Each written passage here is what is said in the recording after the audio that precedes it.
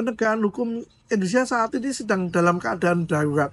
Sangat parah sekali. Hukum sudah tidak dipandang sebagai sebuah tata nilai, tapi hukum dipandang sebagai sebuah peraturan, bagaimana kita menggunakan peraturan untuk mengalahkan orang lain, untuk menghukum orang lain. Bahkan di samping itu, ada yang sekelompok orang mengatakan saya kebal hukum, karena saya dekat dengan penguasa. Era saat ini adalah kembali ke era sebelum reformasi, di mana penguasa bisa masuk ke semua lini, ke partai politik, ke penegakan hukum dan sebagainya. Pertanyaannya sederhana, kenapa harus nunggu viral? Viral itu adalah bentuk ketidakpercayaan masyarakat. Sebelum ini, saya berbicara tentang norma-norma dalam masyarakat. Semestinya norma-norma dalam masyarakat itu adalah landasan dari kita membuat peraturan hukum. Dan tentunya berlanjut pada penegakan hukum. Karena peraturan hukum menurut saya itu adalah simbol dari perwujudan kebijakan publik. Misalnya, saya kasih contoh yang saat ini sedang diwacanakan oleh Presiden kita tentang pilkada yang tidak langsung untuk pilkada daerah. Sebenarnya hal ini sudah pernah waktu Presiden SBY kemudian dibatalkan. Saat ini mulai diungkit lagi. Nah, kita lihat perkembangan politik bahwa saat ini banyak ada kekuatan partai-partai yang berkumpul menjadi satu di parlemen. Di satu sisi lagi partai yang tidak bergabung, yaitu PDIP. Dengan kondisi seperti ini, kita bisa membayangkan kalau pilkada itu berasal dari pemilihan melalui wakil-wakil, ya pastilah bisa terjadi di Jakarta PDIP tidak menang. Dan itu hanya ingin membuktikan bahwa semestinya peraturan hukum itu ada perwujudan kebijakan publik. Kebijakan publik adalah kumpulan dari kepentingan-kepentingan, bargaining di sana. Dengan demikian, kalau kita menerapkan hukum hanya berdasarkan peraturan, maka hukum itu menjadi kosong. Tidak akan mencapai tujuannya, menciptakan keadilan, kesejahteraan, keamanan. Demikian juga pada penegakan hukum. Seperti yang saya katakan kemarin, bahwa penegakan hukum Indonesia saat ini sedang dalam keadaan darurat, sedang masuk ICU. Sangat parah sekali. Karena hukum sudah tidak dipandang sebagai sebuah tata nilai, tapi hukum dipandang sebagai sebuah peraturan, bagaimana kita menggunakan peraturan untuk mengalahkan orang lain, untuk menghukum orang lain. Bahkan di samping itu, ada yang sekelompok orang mengatakan saya kebal hukum, karena saya dekat dengan penguasa. Era saat ini adalah kembali ke era sebelum reformasi, di mana penguasa bisa masuk ke semua lini, ke partai politik, ke penegakan hukum dan sebagainya. Sebagai contoh, bahwa saat ini penguasa itu bisa menafsirkan hukum menurut kemauannya. Yang disebut penguasa di sini belum tentu penguasa di tingkat pusat, tapi juga penguasa-penguasa di daerah. Misalnya contoh penembakan oleh polisi, kalau tidak salah di Lampung, di depan anak dan istri. Itu karena dia punya kekuasaan. Dia menganggap punya kekuasaan, punya senapan, dan bisa melakukan. Lalu kemarin di Kalimantan ditemukan korban yang membusuk di tengah jalan, kalau tidak salah di Kalimantan Tengah, dan diindikasikan ada keterlibatan oknum polisi. Lalu penembakan tokoh di Kalimantan Timur yang beritanya sampai saat ini belum tertangkap. Lalu penembakan siswa di Semarang yang awalnya dikatakan ada geng yang sedang tawuran, tapi ternyata CCTV membuktikan lain sehingga dilakukan pemeriksaan. Ada juga misalnya kasus Harun Masiku yang berjilid-jilid.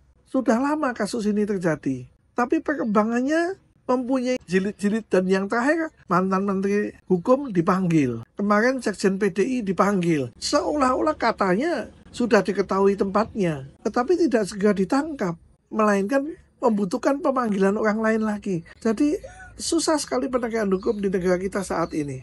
Tapi di sisi lain, kasus Toman Lembong yang jadi menteri sekitar tahun 2015 tiba-tiba diangkat. Di sisi lain, kasus Timah yang katanya akan muncul tersangka-tersangka lain akhirnya tersendat. Sehingga kemudian dari beberapa tersangka yang diajukan di sana. Dulu dikatakan 300 triliun. Ternyata 300 triliun itu termasuk kerugian lingkungan hidup. Ini semua menjadi tidak jelas, tidak ada kepastian. Lalu kasus pemerasan mantan Menteri Pertanian yang kemarin dipanggil, tidak datang, kemudian mengatakan minta dipanggil lagi tersangkanya.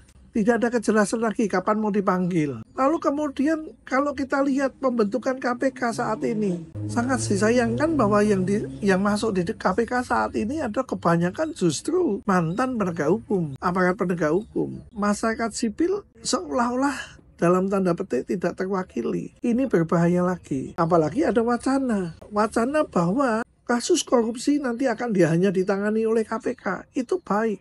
Untuk kontrol pengawasan baik. Artinya kasus korupsi jangan dibuat mainan untuk kepentingan-kepentingan yang lain. Kalau itu terjadi maka satu lembaga. Karena yang saat ini terjadi kadang-kadang kasus korupsi, polisi bisa menangani, kejaksaan bisa menangani, KPK bisa menangani. Kalau kemudian itu sedikit menyerempet ke instansinya, maka duluan siapa yang mengambil? Kemudian mengambang tidak jelas. Itu yang terjadi saat ini. Apalagi kasus-kasus pilkada. Banyak sekali pengaduan tetapi susah untuk berjalan. Yang paling menarik itu adalah tentang kasus penganiayaan Dr. Koas. Begitu viral, langsung dalam 1-2 hari tersangkanya ditangkap.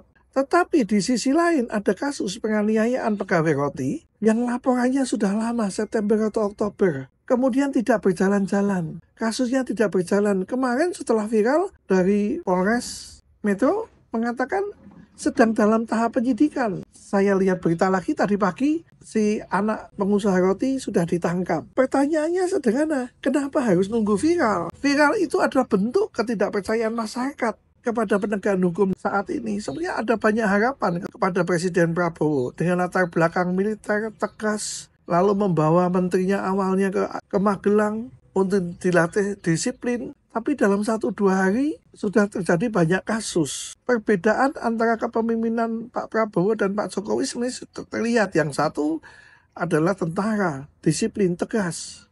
Kalau Pak Jokowi lain, dari Solo, lembut, pedagang.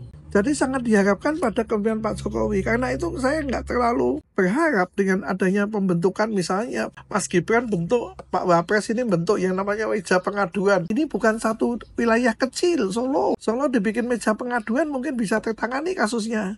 Tapi ini Indonesia, luas. Satu lembaga pun tidak bisa menangani. Karena itu menurut saya yang perlu dilakukan saatnya adalah reformasi pengawasan aparat penegak hukum. Sudah sangat mencapai puncak kedaulatan penegak hukum. Bukan kedaulatan kasus, tetapi darurat penegak hukum saat ini yang terjadi di Indonesia. Arogansi penguasa ketika berkuasa, bukan di tingkat pusat, tapi justru paling banyak di tingkat daerah. Siapa yang dekat dengan penguasa pusat, di situ arogansi mulai keluar.